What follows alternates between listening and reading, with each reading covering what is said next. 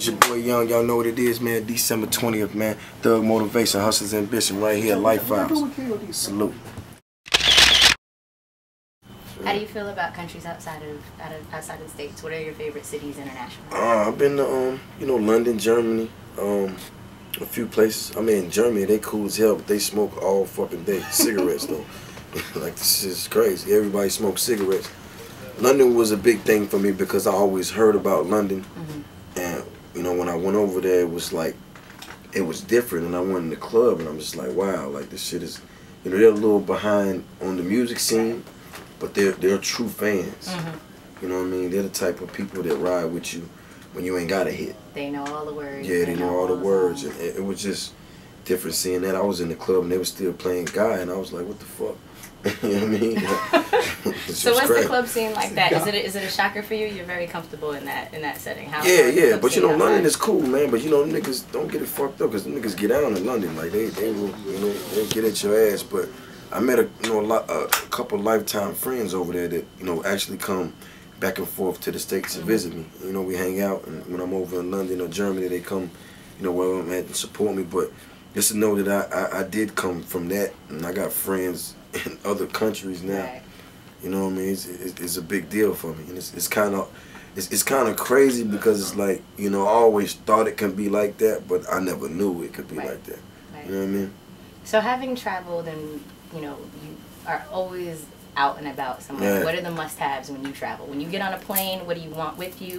When you're at a certain hotel, what do you need? What are your must-haves? I mean, I'm easy to please, man. And when I get on the plane, all I need is a pillow and a blanket to put over my face so nobody won't take pictures, and I'm going to sleep. That's it? Yeah, I sleep on the plane. Like I don't sleep at all when I'm stationary. I'm always just grinding, working. If I ain't in the studio, I'm either in the streets or doing my thing or running my clothing line or whatever. But I take the time to get on the plane to sleep. That's my sleeping time. Okay. So however long the flight is, I'm asleep when the wheels are down, and when the wheels are up, and when the wheels back down, I'm recharged. I'm ready to go. Okay. Yeah. Okay. So you're no stranger to success. You've had a lot of money. You've had all the cars. There's a point in the documentary where they say, you had the same amount of money as everybody else in the club. You were driving the same cars, but you didn't have the name yet. So now that you have the name, and now you've gotten to this point in your career, what do you dislike the most about being to this level? What bothers you about fame? That it comes with a price. It's like you don't know how. In the streets, you know what you're gonna get is death or jail. You know what I mean? And you know how to handle people by their lingo or how they come at you. With this, it's like it's different because everybody wants something from you, and they got a different way of getting it. You know what I mean? It's like you just gotta always be on your P's and Q's because, just as well as the greatest fall is the fall from grace. You know what I'm saying? And you can build yourself up and get unfocused, and overnight, boom, it's over. And I just think, staying focused and just watching for the hook is the hardest part, because it's like, I don't want to say paranoid, but it's like this shit is worse than the feds. Like, you gotta watch these motherfuckers, because they after you at all times. You know what I mean? And I think the biggest part was just being a big target, because it was like, when you're in the streets, you're so discreet and you're so low key about things, and when it's time to get low, you can get low. But it's like with this, everybody knows you, but you don't know who everybody else is. So it's just a little different. You gotta move a little different. But I've done pretty good so far. You know what I mean? Well, let's talk about that. So Kink is one of your closest friends. He's your right-hand man with CTE. Do you find it hard to find that kind of loyalty in the gang now? I brought a few of my friends with me. I think the best thing that I ever could have done, was teach, the homies that stayed down and, kind of weathered everything out, is taught them a craft, you know what I mean, and gave them an opportunity to prove themselves and to do something other than what we was doing. And I kind of take pride in that, being in a business meeting or being in a executive meeting, and I got my homie with me that, that me and him, we've been through a couple things together, but, I kind of taught him the ways of, just the ways of the land, and, now they can help assist. And I know where I go, you can't really, make everybody, but the cats who was willing to learn, they kind of grew with me, you know what I mean? And I think that what keeps me grounded. That's why I'm so mindful and thoughtful, because I don't look at it as, we don't kick the superstar thing. Like, this is our grind. We're selling me So every day we'll focus. When we get up, you know, if I'm late, they like, yo, man, what's, you know, it's that conversation. It ain't me saying, motherfucker, don't knock on my door. It's like, all right, man, here I come, you know. Right. So it's respected, yeah. Right. Yeah.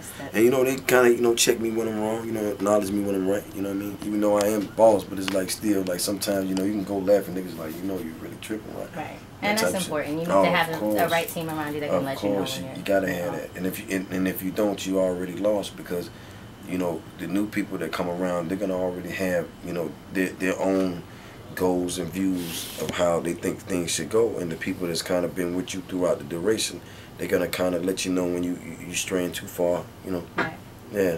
Very cool. Yeah. Well, let's talk about your fresh a little bit, because I see you got fresh. You got your 8732. Yeah. We've got the line out. What's going on with the line? You got the fresh watch. Yeah. Tim's on point. And your favorite Ray-Bans. Are these your favorite glasses? Of course. So is that? Yeah, they got Ray-Ban. Got to give me some money, by the way. Really? Ray-Ban's not paying you yet? I'm telling you right now. Ray-Ban, I'm gonna tell you right now. If you don't give me no money.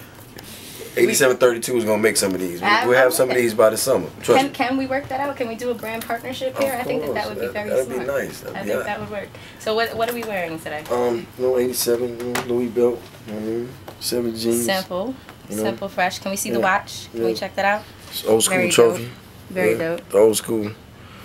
Yeah.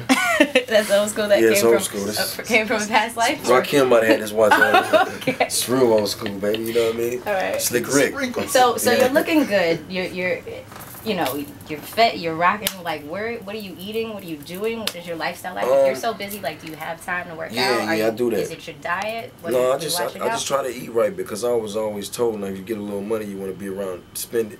Mm-hmm. And you know, I just want to, you know, definitely be here for my son, and you know, just being on that road is a lot of wear and tear on your body. You know what I mean? It's like, you know, and when I first came out, like, you know, I was drinking and smoking every day. Not that I don't now, but it was bad. You know, I was in the club, you know, 4 or 5 bottles of rosé myself, half a bottle of Patron myself. You know what I mean? Half a bottle of Grey Goose myself, and that was every day, every night, eating crazy. So, you know, when I got a little time, I just, you know, just try to get myself together, man, because it's like, you know, when you do this, you know, if you feel great and you look great, you know what I'm saying, you can get it in. Like, you know, you feel good about what you're doing.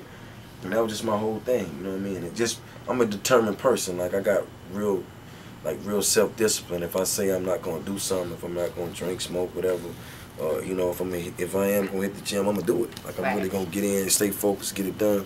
And that's the type of person I always want, you know, that's the type of person I always been.